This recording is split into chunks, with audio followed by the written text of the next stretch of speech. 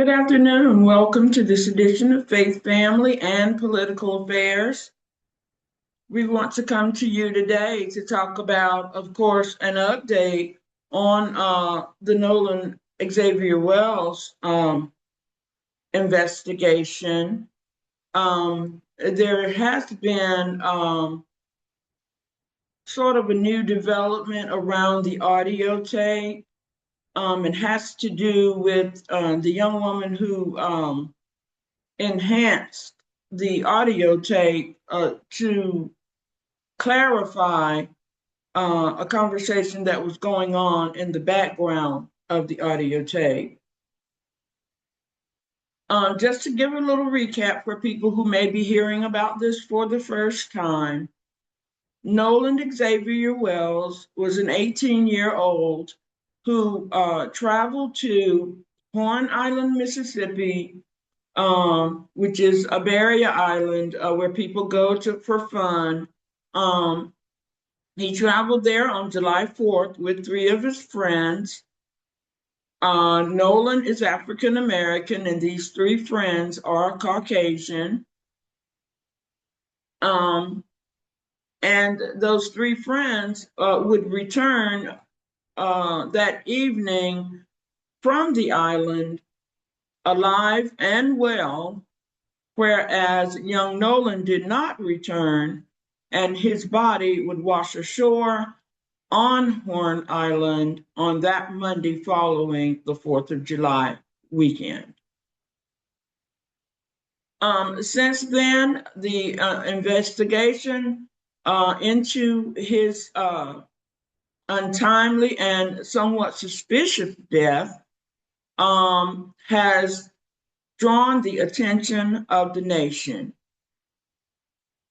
There are many, many people in online media, independent journalists who really are flooding the airwaves with reports about this tragedy. I have to say, first of all, that Nolan leaves behind a mother and a father to grieve and several siblings. They live in Ocean Springs, Mississippi.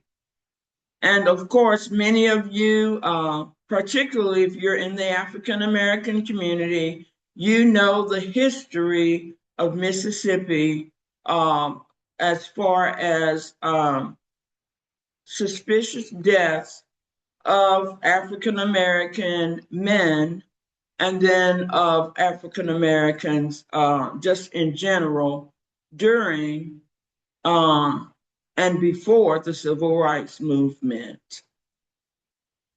And we have touched upon that in so many videos during this.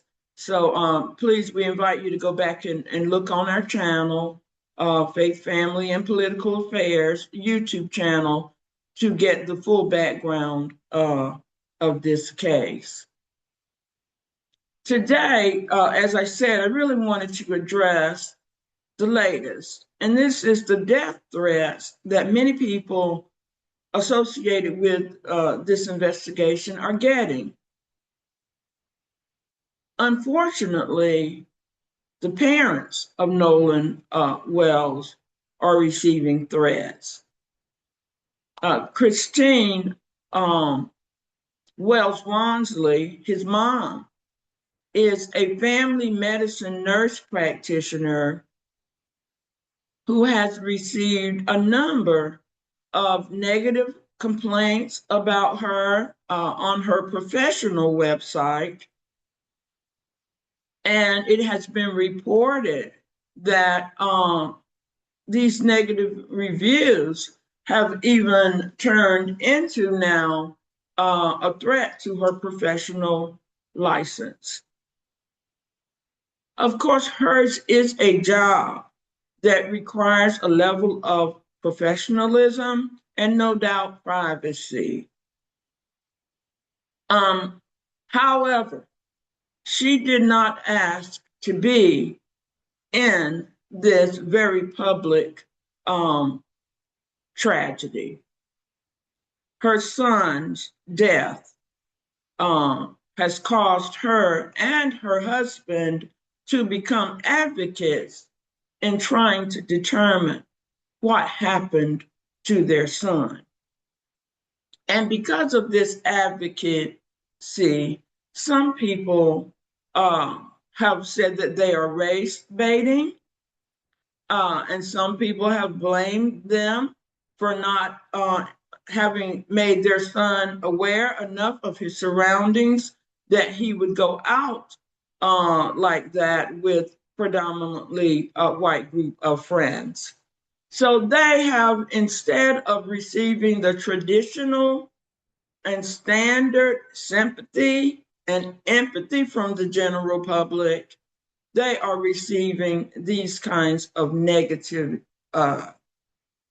comments and sentiments. So we have to mention them first as among the people who are receiving threats, because this to me feels like the most egregious. But today we're focusing on the death threats that are now being received by the young lady who is an audio engineer. Her name is Jeanetta Brantley, and she did some audio technical work to an audio tape of a distress call that was made from the boat that Nolan traveled to the island on, and that his friends traveled back to Ocean Springs on. And this videotape has two conversations going on simultaneously. And the primary conversation being between the young man from the boat who's making the call of distress to SEATOW Dispatch, that's SEATOW. And he's calling them to ask for rescue, for help. He says the boat is retaining water and they are in trouble and they need help. And so this is sometime after 4 when several of them have said that they left young Nolan on the island, on Horn Island, with a young woman who he met there, and he decided to stay there on the island with. Okay, so the boat is now in some kind of distress, and this young man is making a phone call. The audio engineer got a tape that was officially released by the Mississippi Department of Marine Resources, that released an audio tape of this conversation between the young man calling from the boat and the SEATOW dispatcher. The audio engineer accessed this audio tape. She played it. She thought she heard some conversation going on in the background. She did not know what it was, but she thought, well, I will do some figuring around using her technical skills, and she's going to describe it in the video that I'm going to show. She did perform some special techniques and was able to isolate the primary conversation so that you could hear, and then turn up the volume on the background conversation so that you could hear. Now, the troubling piece about the conversation that was in the background is that it seemed to suggest that Nolan was on that boat and that something tragic happened on that boat, and that is where he lost his life.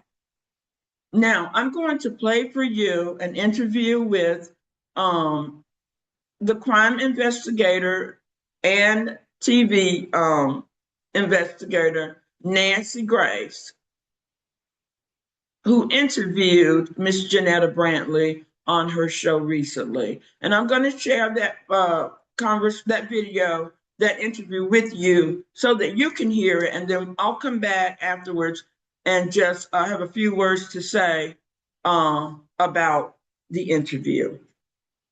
So this interview happened, today's Thursday that I'm recording this. It happened earlier in the week, I believe on Monday. And I tell you that so that if you have a desire to seek it out for yourself, please do. And because I'm not going to play it in its entirety, because I simply do not have time to do that. So, but if you would like to hear it in its entirety,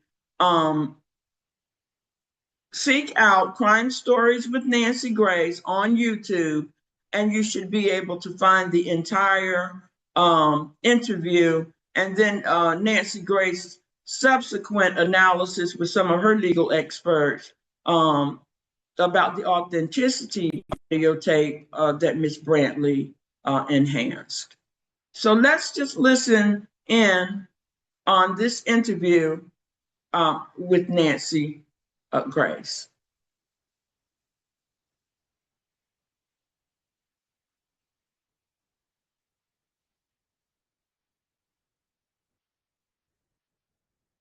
Bombshell tonight in the investigation of the death of a young man, Nolan Wells. Death threats are flying. One actually says there's going to be blood, so much blood. Another death threat says, don't go outside. How can anybody do their jobs when they're getting death threats? Not only that, we understand this case is headed to a grand jury. We also learned tonight that the state's autopsy is complete, but is being kept secret. Isn't an autopsy a public document? Why is it being kept hidden from us, the public? What is in that autopsy, the first autopsy of Nolan Wells? Good evening. I'm Nancy Grace. This is Crime Stories. I want to thank you for being with us.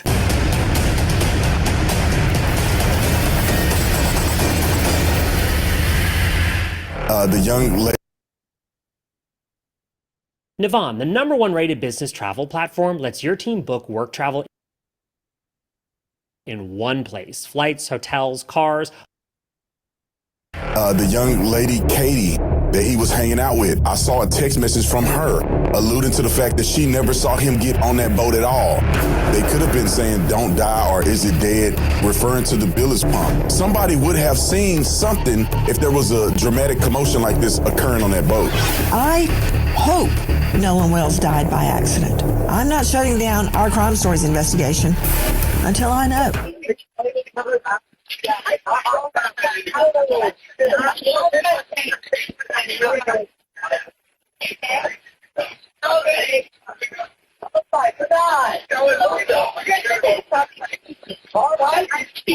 Hey, we're at the west tip of Horn, and our bilge pump stopped working. We're sinking. Can you all please come? We have a membership. Hey, up! Shut the f*** up! What'd you say?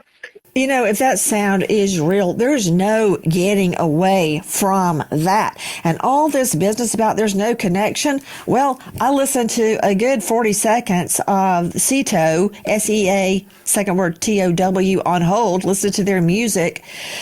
There was plenty good connection, but before I can even get to the death threats of blood, so much blood everywhere, and don't step outside, and more, before I can even get to the grand jury, before I can get to the autopsy that's being kept hidden from us, I want you to meet someone very important, critical to this investigation. Her name, Jeanetta Brantley. Miss Brantley is the audio engineer who enhanced the 911 call, the CETO call, in the Nolan Wells case. So everybody claiming some ding-dong on YouTube did it, or somebody on Insta or TikTok did it, no. She did it. I've spoken to her. I've read her statement. I want you to judge her credibility. Credibility is normally the sole province of a jury, and tonight you serve in that function. Miss Brantley, I'm sure that you're getting all sorts of abuse, threats, and so forth. It's a cacophony that seemingly won't cease. That said, thank you for being with us tonight. Explain to me where you got the audio, how you got the audio, and what, if anything, you did to enhance the audio. First and foremost, I basically downloaded it off of YouTube from WLOX News's YouTube site. And when I downloaded it, I ripped it off of YouTube. That's the terminology that we use when we take something off of YouTube. But when I ripped it off of YouTube Pause. and I pulled it in. Pause, please. Objection. Miss Brantley, isn't it true Yes. that the audio you got was taken directly by XLO from MDMR, correct? The Mississippi Department of Marine Resources. Isn't that true? Yes. Okay, please continue, Miss Brantley. So when I downloaded it from YouTube, I pulled it into my DAW, which is Logic Pro X. That's my DAW of choice. And when I first listened to it, I realized that it was like a dual mono recording, which most, most phone services or operators utilize when they're recording conversations. And so it was already split between the caller, the dispatch, and the callers in the background. And so that's what made it easy for me to isolate it without having to do much to it. So that isolation, when I separated the left channel from the right channel, that just made me be able to really focus on everything that was on the call end. And what I was hearing was I honestly could not believe what I was hearing. Miss Jeanetta Brantley, isn't it true this is the same audio that was released by the Mississippi Department of Marine Resources? Yes, that is absolutely correct. Let's listen to it one more time.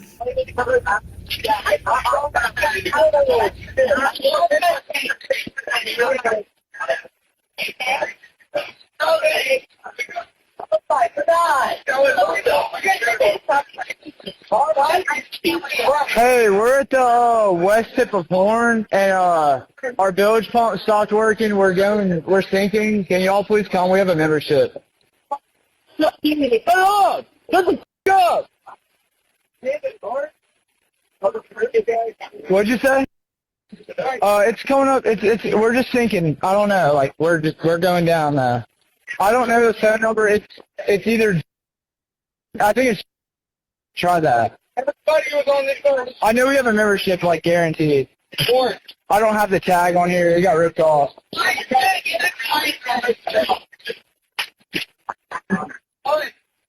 What?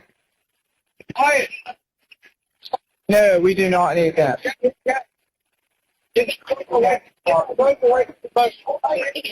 Let me go look. Where is this? Hey, jump in and pull the plug while you're going. Hold on. Take it out of here. Take it out of here. Hello. Take it out of here. Okay, what's going on? What's up? Hey, we're at the west tip of Horn, and our bilge pump stopped working. We're sinking. Can y'all please come? We have a membership. Hello! Let's go!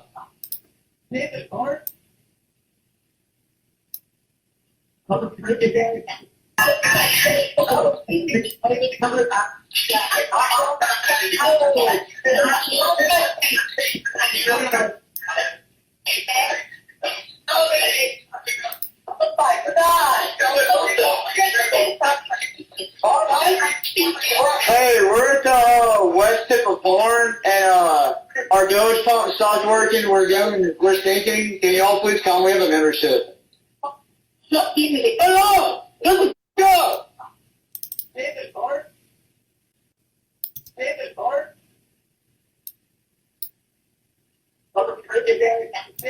David Bart?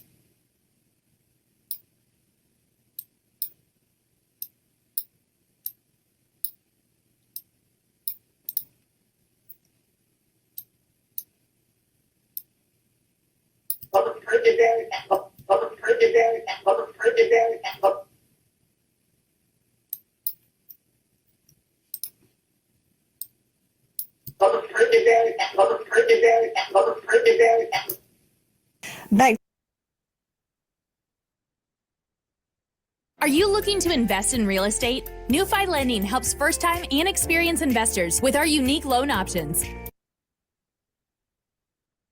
Back to Jeanetta Brantley joining us tonight, and she shows herself in that video showing what she is doing. What does adding EQ mean, Ms. Brantley? Adding EQ is basically selecting a certain frequency of the actual sound and either deleting or removing a certain noise, something that's problematic to the ear, deleting that or boosting that. That's literally all EQing is. What was your process, Jeanetta? Because I was sitting researching. It was early in the morning, like 5:45 a.m. several days ago, and I was researching the Nolan Wells case, and I saw the transcript as it was being played. And my husband was also up. He said, "What's wrong?" I'm like, if this is real, this changes everything. It changes everything. Because up until that point, it seemed as if Nolan's death could very well have been an accident.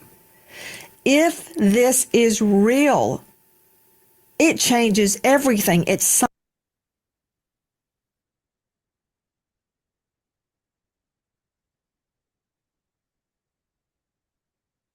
Okay, I hope you were able to hear that very clearly, that interview. I'd like to just take off on how Nancy Grace ended that.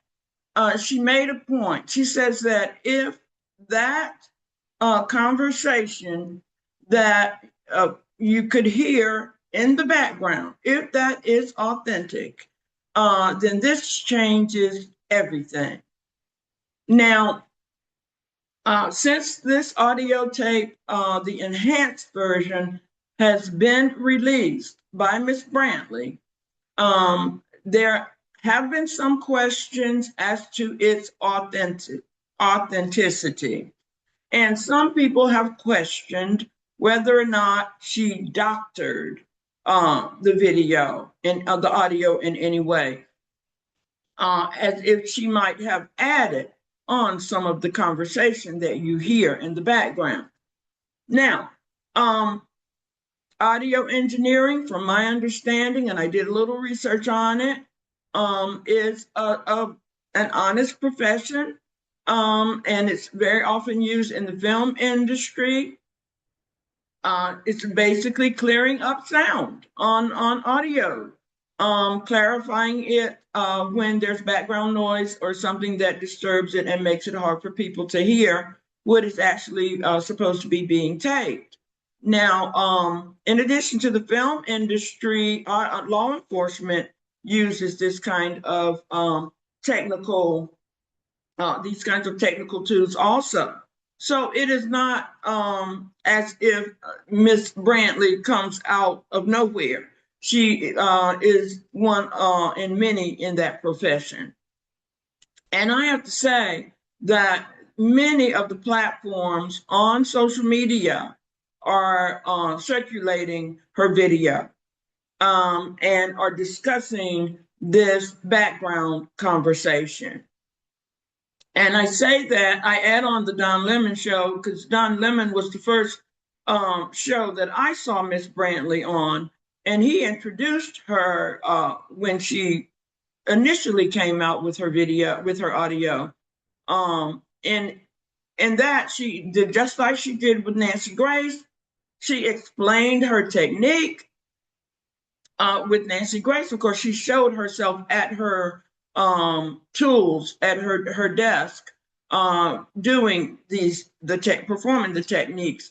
But on Don Lemon's show, she just pretty much introduced her audio tape by saying, "Listen, this is my version. This is what I've been able to discover. It's not by any means to say that there's no other version or that there's that this is the gospel, so to speak. But she offered it as just listen to it and see what you think. And that was her way of introducing her version of the tape. And I must say, when I use the term enhanced, in the times that I've talked about her video, because this is the first time that I'm playing the audio tape on my platform. I was a little hesitant to play it because when I first heard it, all I heard was, oh my God. I heard that part. I heard that loud and clear.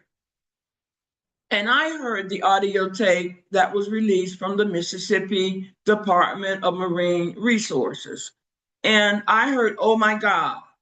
And then I went over to Don Lemon's show and heard him have her on and describe what she had done, her techniques. And by that time, it had the transcript with it. That was, a transcript of the background conversation. And then I discovered that Nancy Grace had also moved forward with sharing this audio tape with the transcript and the one that was edited by Miss Brantley. So I think that if so many platforms of good repute, are airing it, then that adds a level of credibility to Miss Brantley, and certainly, if they are citing it and passing it along, then I think that it's okay now for me to share it with you. So, but today we just want to note that ever since she's circulating it, and of course, as Nancy Grace said, this changes everything. The Nolan Wells investigation has been moving along, as far as the public knows, slowly. The officials in Mississippi are not sharing any information. They've not shared anything with the public on the autopsy results. And, they did the initial autopsy on young Nolan's remains. And they shared nothing of their findings. His family commissioned a second autopsy. They had their concerns because the sheriff of Ocean Springs came out the same day that the body was found, and said that there was no foul play before any investigation had ever been done.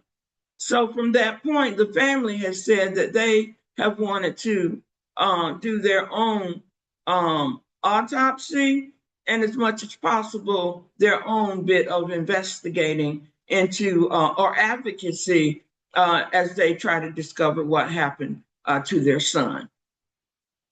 So the enhanced audio tape, the enhanced audio tape, it has been widely circulated, and now Miss Brantley is receiving death threats. If you'll go and listen to the audio, the interview, that she did with Don Lemon on the Don Lemon show, that was on Wednesday. If you'll go and listen to that, you'll actually hear, he actually played an audio of a threat, a very vicious threat. I considered playing it, but it's some vulgar language, and an absolutely horrific threat made on her life. And so I decided not to play it on this platform. But again, go listen to the interview that she did with Don Lemon. And you all know that he's formerly of CNN, very reputable. He would not be airing this if he did not feel that it was legitimate. And so because of these death threats, And now threats of lawsuits, legal challenges to her. She is faced with some major financial challenges now. And she has to have security. I want you to think about that for a minute. This is a professional person who just wanted to lend her technical skills to help in this process. Because this is a story, as I said, that has the nation riveted. You know, particularly African Americans, this community wants to know what happened to this young man. And I can't say for sure why it's, resonated so with the African American community, but I think it's the historical piece of all the tragedies that have happened in Mississippi. And then it's the promising life snuffed out with no explanation. This young man was about to embark upon a athletic career.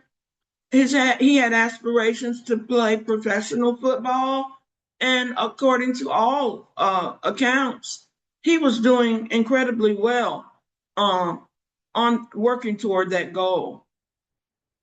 And I think all of that, the promise of young Nolan's life, and then the tragic history that African Americans know of in Mississippi, all of that has resonated with us. And we just kind of feel that this one cannot go unanswered. Also, there's the basic human tragedy in this. You know, he was just a young teenager going out, hanging out with his boys, supposedly. All of them return. Their parents have them. They're back home. They're alive and they are well. And he is the only one. And if you see videos from that beach, from the island, there were lots of people, lots of young people on that island. It was a predominantly white crowd, but that's not a crime for him to hang out with a predominantly white group of friends. You know, ever since we all integrated schools, many of us have had a lot of white friends and a lot of black friends. Okay, so he was hanging out with his white friends that day. The question is, why do all of them make it back safely and Nolan ends up dead? Okay, so that's why African Americans, we know that Mississippi took the life of Medgar Evers, beloved civil rights leader. We know that 3 civil rights workers went down there to help African Americans register and vote in the 60s. They turned up dead at the hands, after the investigation of the FBI, at the hands of local law enforcement, joined with white supremacists to kill those young boys, those young men who had gone down to help register people to vote during what was called Freedom Summer at the time, but killed those young boys and buried them and hid their deaths until the FBI had to be sent down there to find out what happened. So we had that. And then, of course, in the 50s, the tragic death of young Emmett Till. And if you don't know these names, please look them up and become educated on the history. Because as I like to say, sometimes past is prologue. History informs the present and sadly can even inform the future. Okay, because we have seen the reemergence of some of these white supremacist groups. We have reports of people, Black people, being found hanged in trees. Young Black people. The latest one that I heard of came out of a Charlotte report from a Charlotte, North Carolina creator, but he said that the body was found in that same county, in Jackson County, Mississippi, of a young Black woman hanging in a tree. And I think it's safe for me to say, as a Black woman and as a person who was raised in a Black community, that Black people traditionally do not, number one, commit suicide, and then they do not commit suicide by lynching themselves in trees. So this is why this story resonates with Black people so much. And young Nolan, the one thing that we learned from the second autopsy, because keep in mind, the first autopsy, they have not said a word about it yet, the state of Mississippi. So the second autopsy, commissioned by the family, found that he did have some deep red discoloration in the back of his head that the pathologist could not explain. Also, the remains that were sent to the second pathologist from Mississippi was missing his throat tissue, was missing lung tissue, and was missing the stomach cavity. Now, the second pathologist, he was very clear that sometimes the person conducted the initial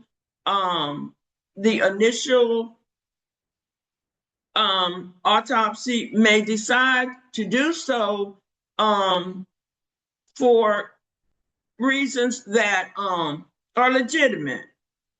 He did not seem to think it was suspicious, but now that is now another whole week and still nothing from the state of Mississippi. And that the second pathologist was thinking, okay, then when they keep it for a longer time, then you expect them to go ahead and release their findings, and those findings should be very, very detailed. So I said all of that to just express the nature of the public response to the death, the tragic death, and now the strange investigation into young Nolan's death, because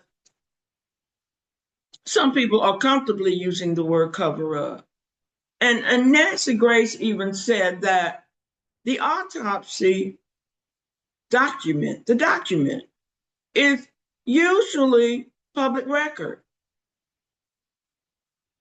As a retired newspaper reporter, that's also what I remember. I remember that kind of document would be public record, which just means that anybody should be able to go to the right state and local office and find that document and look at it. Toxicology reports on young Nolan have still not been released. So this is why so many people are suspicious. And, retaining the throat tissue prohibits the second coroner from finding out if there was any compression to his neck, any blockage that might have stopped his breathing. The keeping of the lung tissue prevents him from finding out if there was any water in young Nolan's lungs, which would signify death by drowning, maybe. And there's also the stomach cavity. If there were water there, he might be able to determine whether he drowned or not. But the absence of these pieces, these parts of the body, prevent any conclusive findings from even the second coroner. Also, the stomach cavity could have helped to tell time of death, because they could determine when was the last time that Nolan ate something. So again, you see why there is a suspicion of an attempt to either slow the investigation down or cover it up by the state of Mississippi for not releasing these kinds of critical pieces of what would become evidence if this thing ever makes it, this case ever makes it to a courtroom. Which, is determined by the grand jury, which they are convening a grand jury. They did announce that, the state of Mississippi. And also, they have stated that from their GA, I don't remember her name at the moment, but she did state that the reason they're not being forthcoming with details of their investigation or with anything about their investigation, she says they want to protect the integrity of their investigation. Now, Nancy Grace even comments on, she's as a former prosecutor, she knows how these things go. Even she thinks that this is taking, an unusually long amount of time. Certainly the release of the autopsy details. But even in my work in journalism, law enforcement in general now, they generally will work with the family of the victim to make sure that they know reasonably what has happened with their child. As they discover pieces of information, they share that with family. Not everything, but they share enough to offer the family some comfort. That's what I've seen in my career. And law enforcement also will share information with the media to keep the public informed. Many law enforcement offices have a public information office for that very reason. They exist to serve the public. And so in many cases, especially for a case that's high profile like this, not just the citizens of Mississippi and Ocean Springs and Horn Island, where this tragic event happened, not only those people are interested to know what happened to young Nolan, people around the nation want to know. And I just would suggest that there are ways to operate to protect the integrity of your investigation, but share some information, certainly with the family, to ease their minds. And when things like this audio tape arise that causes such a stir, if you know for a fact that young Nolan never got back on that boat, you could share that information. Would not hurt your investigation a bit. If you knew that he remained on that island, you could share that, and it would quickly end any speculation about this audio tape. Because if you have proof that he was on the island, that he remained, as the young men that he traveled there with said, if he stayed back on that island with Katie, the girl that they said he met and was so enamored with that he stayed back there with, if you know that, you could share that. That would not affect your investigation at all. And so, many of us who are just, paying attention to these developments certainly feel that this is unusual. It may not be a cover-up, but it certainly feels like a cover-up. Okay, and as for Miss Brantley, of course, we have to say we don't want anybody. It is disturbing when anybody receives death threats.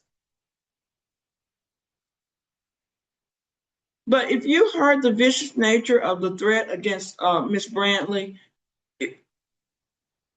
highly unnecessary. And I would think that those people need to be questioned and by the police or by the authorities to make sure that they don't act on those threats against her life.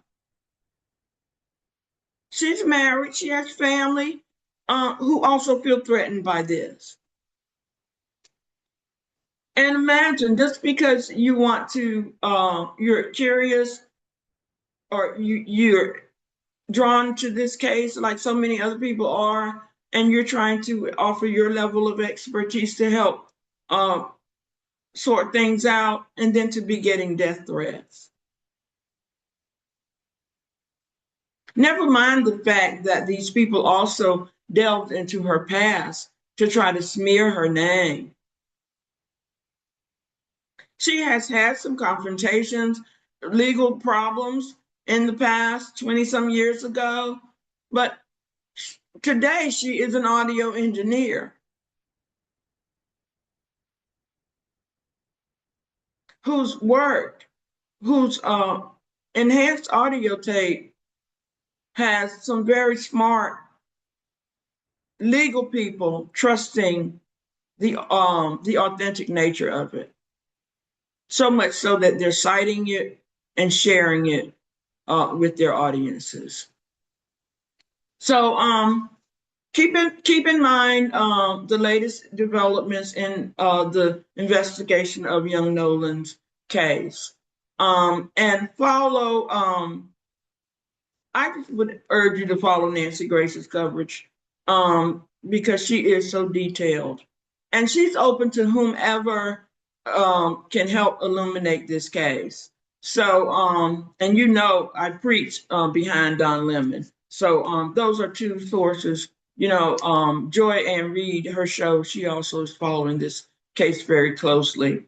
Now, we know that there is other news that is going on, but I do want to make this point that no matter the authentic nature of this audio tape, there still remains the questions that any investigation into the death of young Nolan Xavier Wells must answer.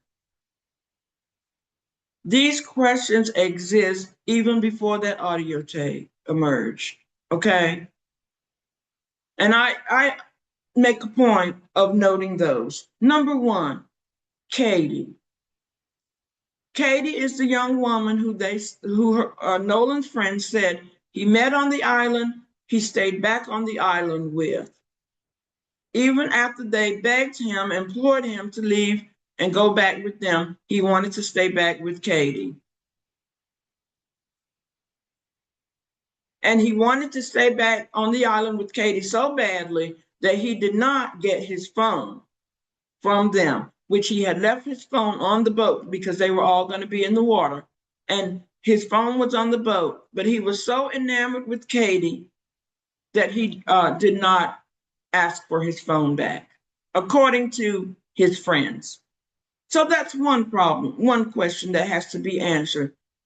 Is Katie right? That Katie says that he told her he was going back on the boat with his friends. His friends say he stayed back with Katie. Both of these cannot be true. Okay, number two, the phone. There's common sense stuff, and then there's expertise stuff, like the cleaning of the video of the audio tape. That requires an expert. But this piece about whether or not you're going to stay on a secluded island that is only accessible by a boat, and you're going to let your friends take your phone, that is a question of common sense. Do you think your child or you would let someone leave them on a secluded island and they not insist on having their phone so that they could communicate, should they need to, with others? Common sense. That has to be clarified when this gets to court. And one thing that was very clear in that conversation between the caller from the boat and the sea tow dispatcher, expressing that there was water building up in the boat and they needed some help. The one thing that is clear has nothing to do with doctored videos, doctored audio, sound, none of that. Was the dispatcher said when he told her that water was building up, she said, "Would you like for us to send out the Coast Guard?" To which the young man said no. So just the fact that your boat is sinking, but you're going to turn down help from the United States Coast Guard, that must be answered. That's odd. And finally, there were the underage drinking. These young people were all under 21. And that's also stated by the young man who made the call to CETO. He said there's no one on the boat who's over 21. In Mississippi, the legal drinking age is 21. And young Warren Hudson, in a public interview with a content creator on YouTube whose name I forget,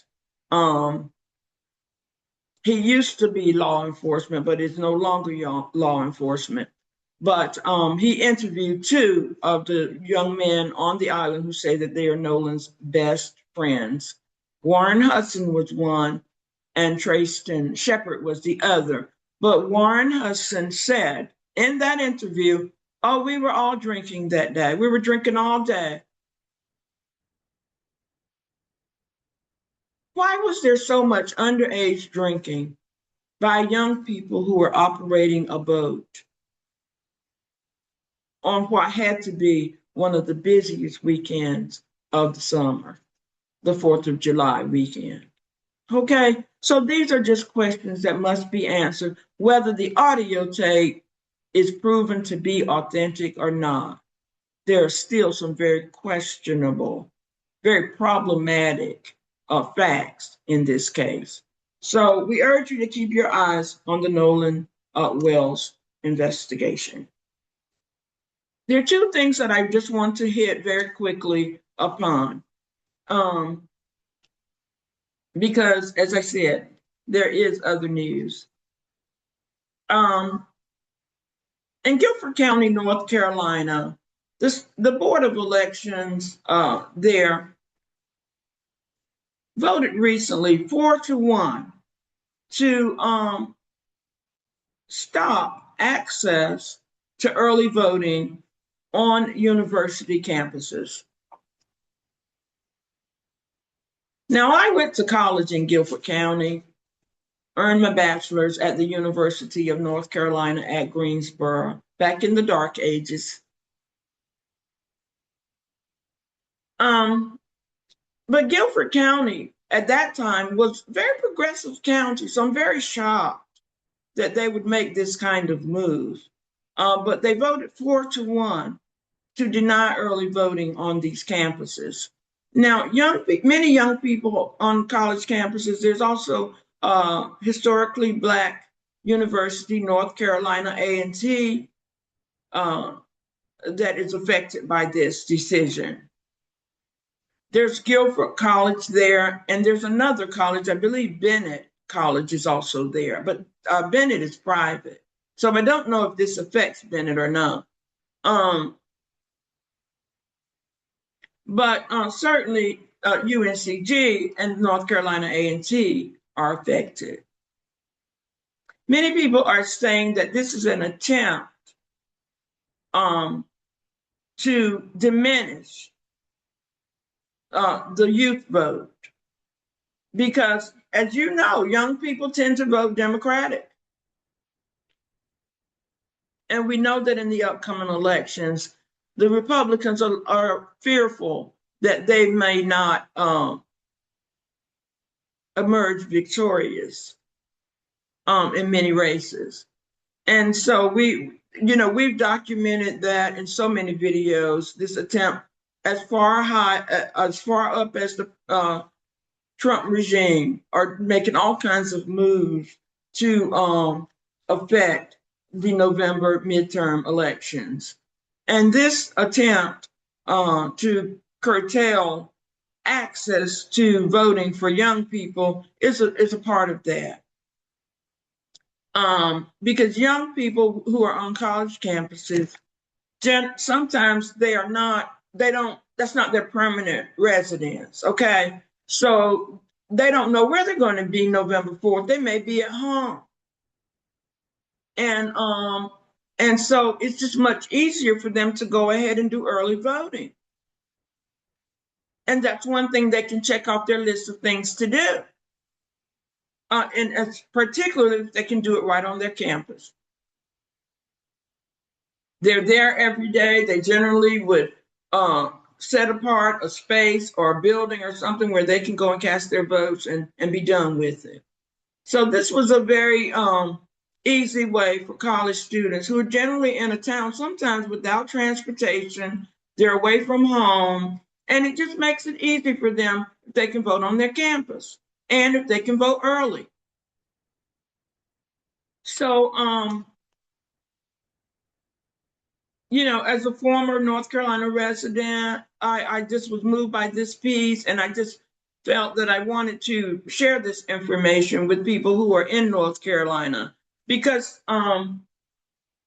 even though the Guilford County Board of Election voted 4-1, because it was not a unanimous vote, it's my understanding that it now has to go to the State Board of Elections.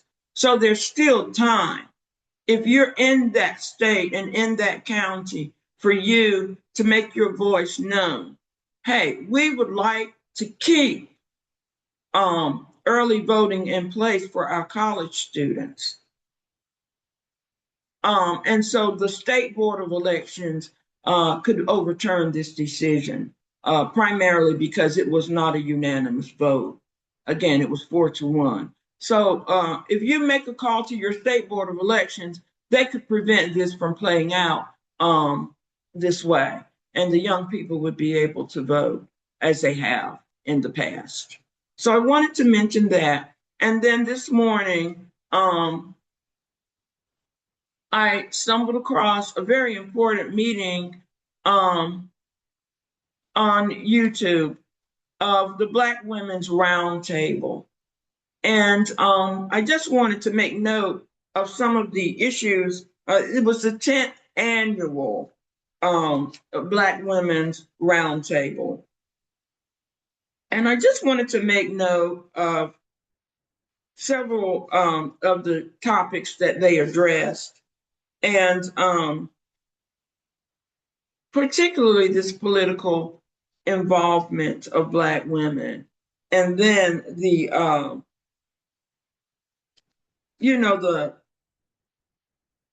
threats that Black women are under right now, because so many of us were targeted in the job loss, the 300,000 jobs that were lost when this Trump administration came into office. And so now, certainly around the nation, Black women are feeling the brunt of that loss of income. And so this group addressed that. And in particular, they talked about how, they want to make sure that the vote of Black women is not taken for granted by either party, okay? Because when you're targeted this way, economically, because the loss of these jobs impacts the entire Black economy. Just think about that. 300,000 people suddenly are without income. Okay, so they talked about how they can that can be addressed, and certainly, Black women stay positive around this, and they continue to create new opportunities to earn income. But and political involvement is one of those. And so they talked about how there is certainly a need for Black women to get involved in local politics, and many people are. They're finding, however, that the funding is not always there to back the Black female candidate as it is for others. And of course, we saw that to a degree in Texas when Jasmine Crockett decided she wanted to run for the U.S. Senate seat against James Tallarico.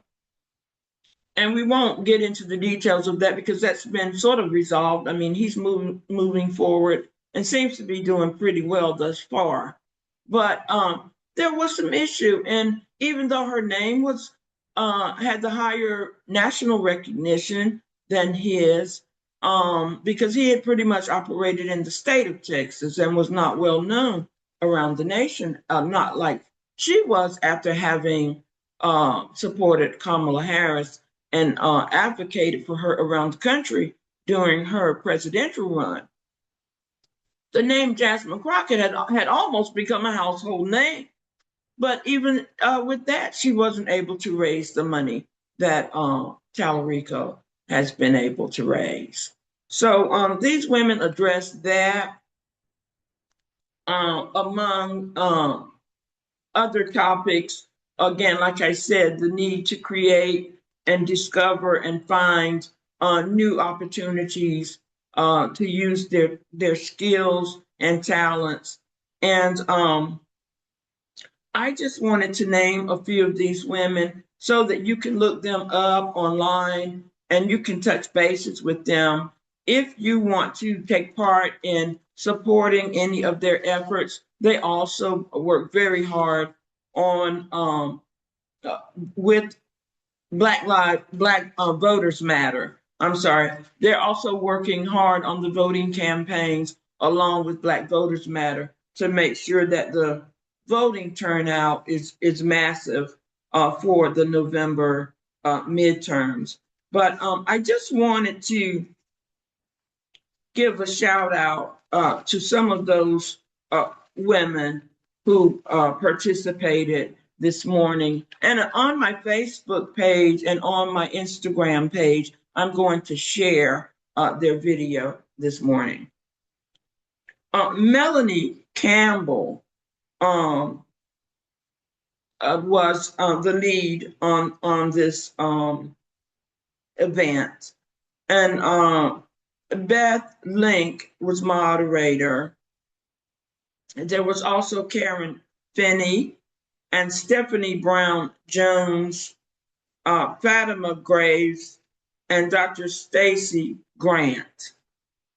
Natasha Brown, who leads Black Voters Matter, also made an appearance to stress the importance of involvement in the midterm elections.